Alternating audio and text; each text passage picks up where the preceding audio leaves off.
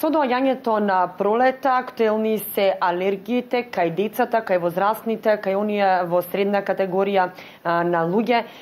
Значи, зборуваме, ова емисија посветуваме токму на алергиите, затоа што се многу актуелни и ги има посебно кај дечињата. Зборуваме повторно со магистер Киро Бојаджиски. Добар ден, добро ни дојдовте повторно во нашата емисија. Добар ден и добро ве најдов. Во добро здравје и среќа да ги вака погодиме и вашите гледачи. Чаеви против алергии сме подготвили тука, ќе доделиме и на гледачите чај, но ќе доделиме повторно и книга. Само да споменам дека вие сте напишале 3 среќни комбинации на чаеви кои можат многу да помогнат за алергиите кај деца, кај возрастни, кај постарите лица. Прво кажав дека најпогодена категорија на граѓани, односно на луѓе, се дечињата. Како страда дечињата и какви симптоми имаат кога имаат појава на алергија?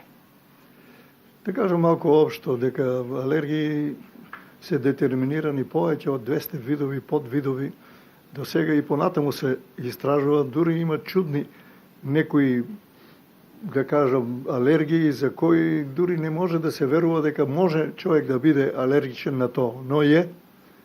Така да, оно што ќе зборуваме за алергиите е специфично заболување, но е специфично за секој човек. Да кажам дека под алергија не страдат само луѓето, страдат и растенијата, страдат и животните, страдат и влекачите, страда и морскиот свет. Со еден збор нема на земјата нешто што е живо, да не е на нешто алергично. И тука одма да кажам, причини за појава на алергиите може да бидат природни или вештачки створени од човекот. За несреќа, повеќе алергија има од оно што створил човекот или што се уште ствара човекот. Од природните можеме да кажеме тоа е делувањето на вулканите, поплави, загадување на водата во морињата, океаните. Поленот спаѓа ли тука поленот? Ја споменав пролета.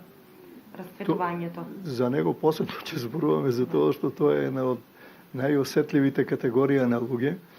Но, замислите, ако некој вулкан експлодира било каде, а дојде прашината тука, оние луѓе кои имат тешкоти со дишењето, кои имат астма, кои се и осетливи на дел од прашината, што во неја има сумпор, има фосфор, има железо, има олово, има арсен, шо ли не, некој од тоа ќе страда, тај дел на прашината што на тоа е он осетлив.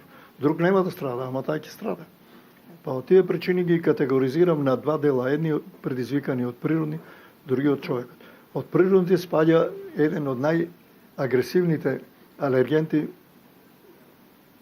тоа е поленовиот цвет или машкиот дел од цветовите на сите растенија. И што се дешава? Луѓето кои имат многу поосетливи органи за дишење, тоа што алергиите од поленот ги напаѓат најчесто органите за дишење, тоа е, да кажеме, од носот, устата, потоа фарингсот и белите дробови. И да не ги подценуваме алергиите. Алергиите можат да бидат изузетно опасни, особено ако не се преземат на време мерки, така да од обична алергија, особено ако таа прејде на плучата, човек може да заболе многу опасно од астма или задух, како го вика нашиот народ, но продолжено од тоа да добие и воден плеврит, односно да му се плучата полнат со вода и на крајот да дојде до појава на туберкулоза или рак. Па од тие причини никако не треба да се подценува заболувањето од алергиите и заболувањето од поленовиот прах. Најопасен од сите до сега детерминирани поленови прашици се од борот, од четинарите.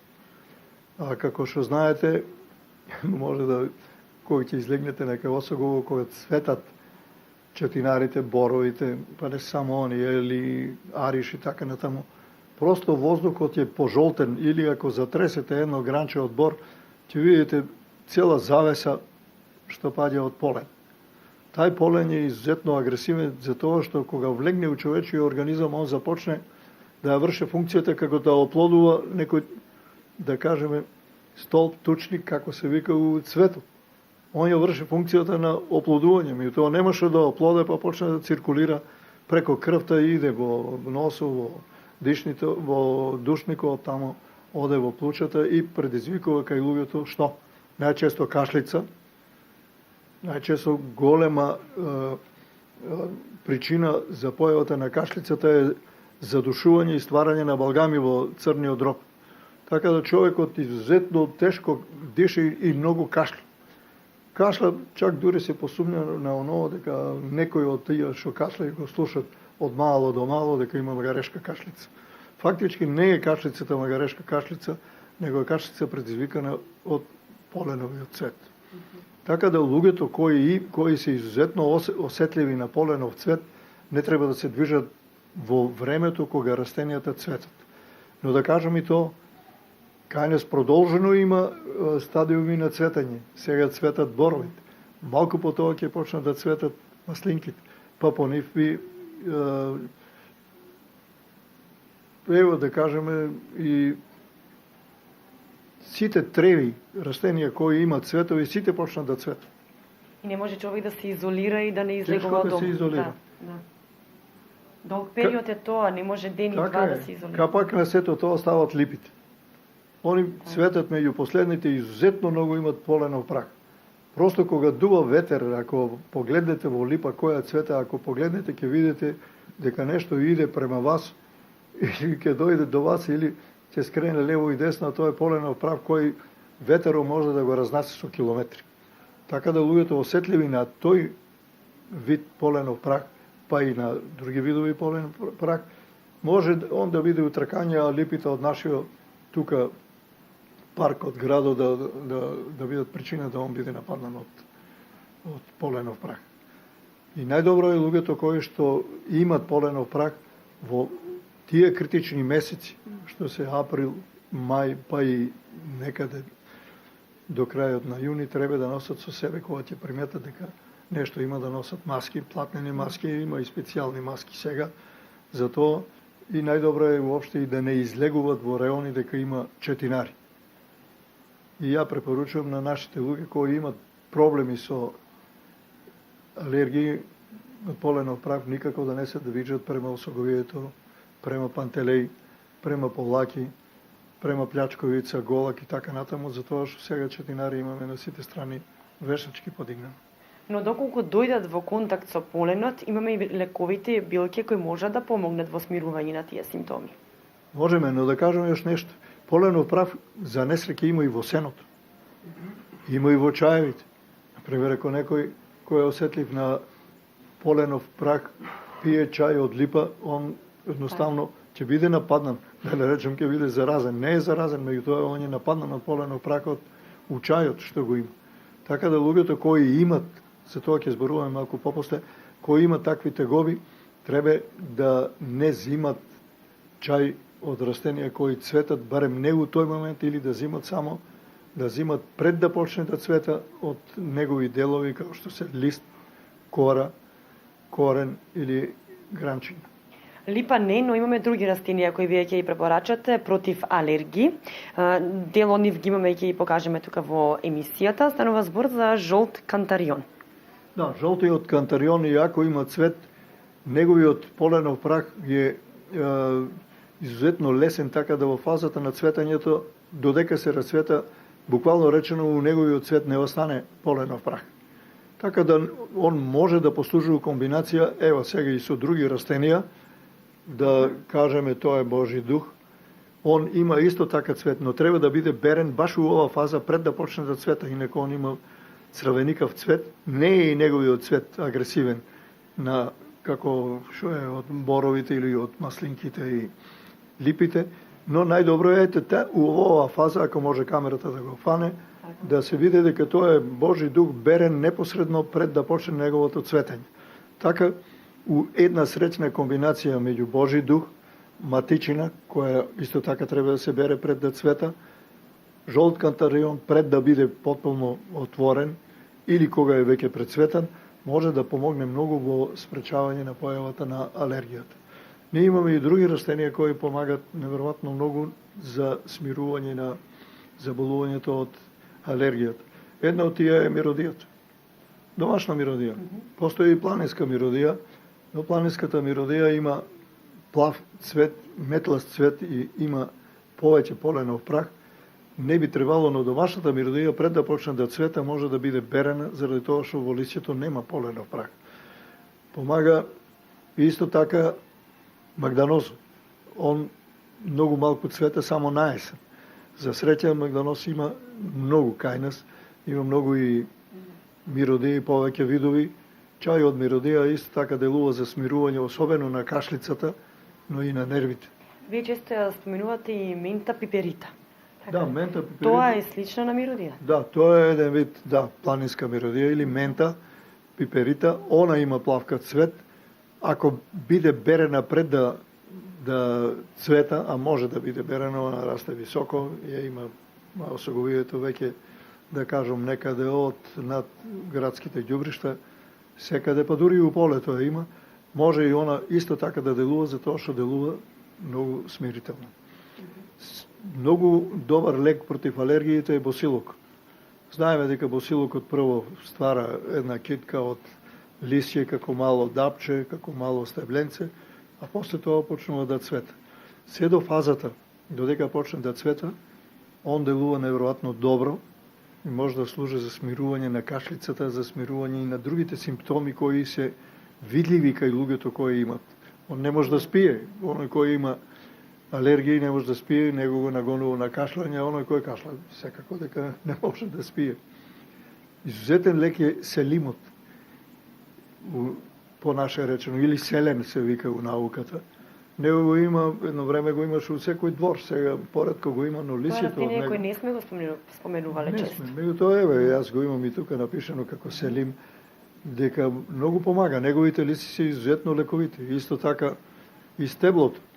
Но не би требало да биде ископано, он има некако како грудчичка во земјата коренче и некои погрешно, ја тоа слушам на радио или на телевизија, корен од селим. Корен, ако биде искувано растението, не може више тамо да има селим. Према тоа Значи треба внимателно и со билките, како треба се берат. Оно што го има во корена, го има и во горниот дел, во лисјето, во стеблото, во семето, во цветот. Така да ја не препорачувам да биде на некој начин користен. Тука имаме напишано една срекна комбинација од матичина, селим, шипка, плот. Да. Пишува се по 30 грама и дека се попарува во 400 грама врела вода и не се вари. Така е.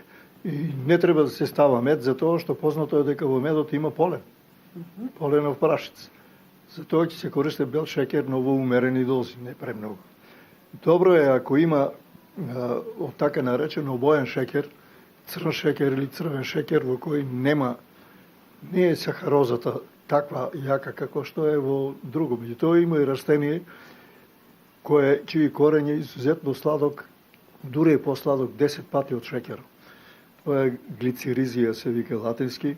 Кај нас го има во орманите, во Привачевски орман, водоводот дека е тука го имаме, но и некаде кон Чифлик, но сега е тоа се под вода и не може да биде користен.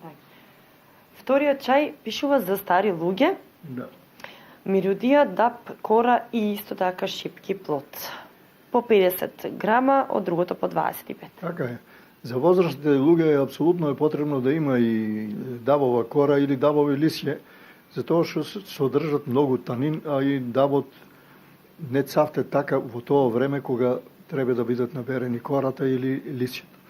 А дабовата кора, заради содржината на танинот, допринаса веќе оболениот орган за дишење, да кажем овој случај белиот дроб, многу брзо се регенерира и ги убива, танинот ги убива бактериите, гливиците, за среќа и вирусите. Така да он делува еден вид како најјаки антибиотици. Од тие причини. Меѓутоа, да кажам дека плодовите од шипката, па дури и лисјата од шипката се пребогати со С витамин. У наши услови они имат највеќе витамин. Дури неколку пати, 10 пати повеќе од префалените лимони и портокали. Така, за тоа допринаса С витаминот за брзо опоравување на органите за дишање, престанок на кашлицата и обновување на клетките од белиот дроб и другите органи што служат за дишање, како што е грлото, устата и така натаму. Добро. Имаме трет чај за најмалата популација, тоа се децата. Здравец лист 30 грама, врба кора 20 и шипки плод 20 грама. Како треба се подготви оваа стрикна комбинација од билки? За несреќа дечињата исто така се осетливи многу и тешко се приметува, тек ќе се примете дека детето има алергија која ќе фане нагло да кија, многу да кашля и целата фамилија ја фаќа паника. Што е, како е, грип има, ова има, оно има, детето има алергија. Тешко, често пати и докторите можат да се на некој начин преварат, да не утврдат дека се работи за алергија, да помислат дека се работи за некоја заразна болест. Но ако тоа продолжи и после взимањето на некои лекови фармацевски да кашля и да кија, сигурен знак е тоа дека детето има алергиско заболување. Сега, за тоа и тука препоручувам растенија кои што во тај момент не цветат. Здравецот не случајно носи име здравец. Он е изузетно лековито растение, познато на нашите луѓе, но во неговите лисија има 4 природни антибиотика, но во исто време имат слузасти материи кои што кога ќе дојдат во организмот преко стомакот, во плучата, во крвните садови, па и во белиот дроб го нагонува детето да ги изфрля преко кашлицата, да ги изфрля балгамите. И нема задушување. За разлика од старите кои кога кашлят ќе се чуе од халите некаде до општината. Така да за дечињата е извонреден лек. Во овој случај сега што го препоручувам здравецот во комбинација со врба, кора, значи кора од врба и шипки плод. Да. Кора од врба ние имаме бела, црвена, имаме жалосни врби и она врба која многу лесно се крше или чланкаста врба. Од било која, кората содржи во себе аспирин, салицилна киселина, затоа и врбата има латинско име саликс. Па аспиринот и конзервансо салицил у прво време се правени од врбова кора. Тоа е извонреден лек за смирување на болки, за кашлицата, но во исто време служи за подмажување на органите за дишање преко своите алкалоиди што врбата ги има во себе.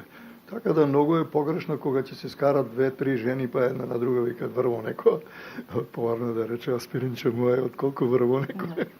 Па од тие причини. Всушност овие билки од овие билки се составени јапчињата кои ги купуваме во аптеките. Да. А можат еве на природен начин да се излекуваат таквите болести или барем да се облажат симптомите. Тука само ќе споменам дека и во оваа емисија доделуваме чаеви против алергија, како што кажавме, ова е жолт кантарион и божи дух. За првиот кој ќе се јави, ќе добие оваа средна комбинација од билки кои може да помогнат при лекувањето на алергии. И за вториот гледач доделуваме и книга од магистер Киро Бојаджиски, најбараната во моментов, лековити билки, болести, рецепти, кои може да си ја добиете доколку се јавите во Канал Плюс телевизија и книгата ќе биде ваша.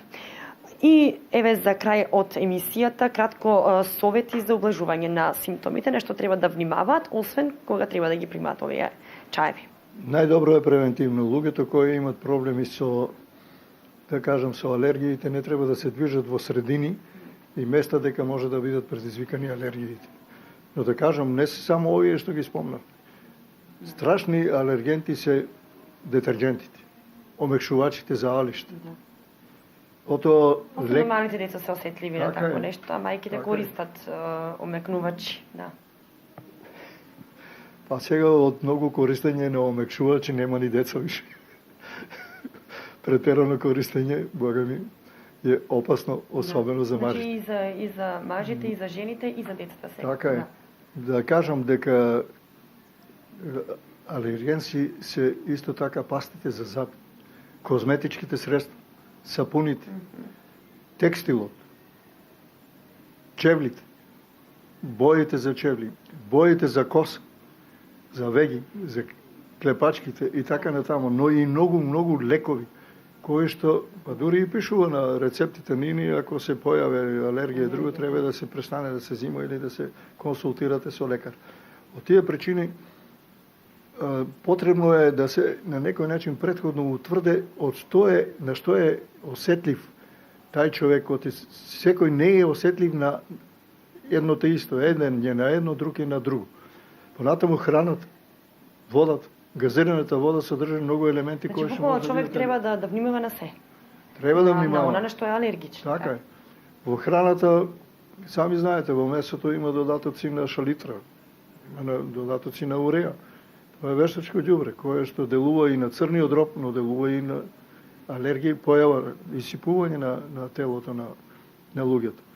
Па од тие причини и храната која што е на некој начин веќе речиси и нема чиста храна, е еден од причините за појава на алергии. Па сега постои во медицината селективно утврдување што е причината од храната. Денес ќе му дадат ориз да јаде, ако нема појава на алергија, не е од оризот. Утре ќе му дадат сокови од јагоди, ако избие, значи у јагодите е причината. Па ќе му дадат јогурт, па не е осетлив на јогурт. Па ќе му дадат да јаде маргарин, па одма ќе избие на него веднага појава на бели точкици или како народот вика ќе фифне на него. Тоа е една од причините дека во маргаринот има јајца, а во јајцата има пестициди.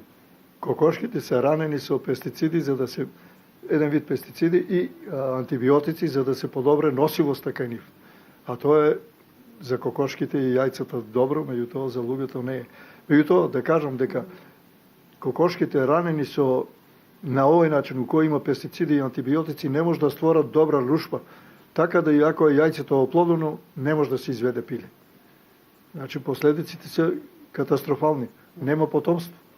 Така да и луѓето кои имат појава на алергија, треба многу да водат сметка, особено жените, за тоа што може да се десе заради присутноста на некој алергенс, што она го практикува да доведе до тоа да тешко може да се оплоди или да остане дури и стерилно. Така. Кратко завршуваме само со една реченица која вие сте напишале после секој чај, да се јаде лук и кромит. Нема емисија да не го споменеме лукот, па тука и кромитот, нели? Да.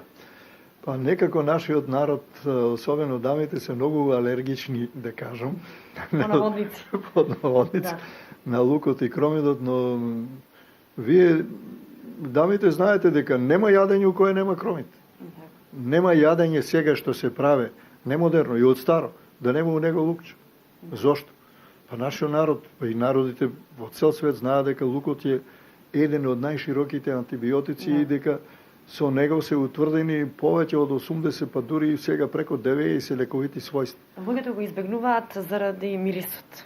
Да, некој, да кажам, некој неодговорно рекал дека лукот лошо мирише или смрде лук. Тај треба да биде ликвидиран на време. Лукот има неверојатно добар мирис. И ако рекле оно време дека убаво мирише, сите ќе викаат дека пријатно мирише. Треба да се знае дека во најубавите парфеми, во најубавите помади, во најубавите лосиони има додаток од лук. Лукот служи и како средство за дезинфекција, но служи и како лепак. Малку се знае дека на некој ако му испаѓа стаклото од наочарите, овие што ги поправјат наочарите ќе земе стаклото, ќе го измачка со лук околу наоколу и рамката ќе измачка со лук, ќе го наместе стаклото и поарен лепак здрави од тоа. Лукот има значи... Повеќе наменски. Да, он баш во парфемите и помадите служи за тоа да како везивно, како брзо средство за врзување, така дека ќе си стави човек колонска вода и друго, нема така брзо да испаре. Интересен е податокот дека најдобрите парфеми се прават токму од лукот. Така. Ако е контрадикторно, но... Да, ама има. Ако сакате, ја можам да покажам некој пат на луѓето у хемискиот состав на најубавите колонски води, на најубавите у описот што се држи од природни, меѓу другото стои. Благопријатно делува на кожата, така ли? Да. Он е антибиотик. Да.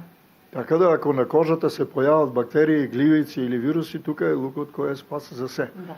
Осталом знаете дека кино го сузби многу брзо за 2-3 месеци оној птичиот грип само преку лук у една нивна покрајна. Каже што се произведува лук и многу се јаде лук, не е имало ни еден оболен од птичи грип. И одма дошло до сознание зашто тамо нема, на други места има. Лукот е тај кој ги спасил кинезите од појавата на на птичиот грип. Значи, еве, бидете здрави со лукот, конзумирате лук, така и ќе завршиме со емисијата, а е добар и за алергии. Него одминувате и него оговарајте, лукот е од Бога даден да биде лек и спас за сите. Дури лук се дава и на животните. Во храната на животните, нашите домашни миленичиња исто така се става дел во храната лук и они тоа со задоволство го јадат. Така да кажам дека лукот како најлековито растение на планетата, треба да добие споменик некако многу висок од страна на луѓето. Благодарам за советите кои несебично ги давате на нашите гледачи. Повторно се гледаме во следна емисија. Благодарам и на вас, нека бидат живи, здрави и среќни вашите гледачи. Благодарам.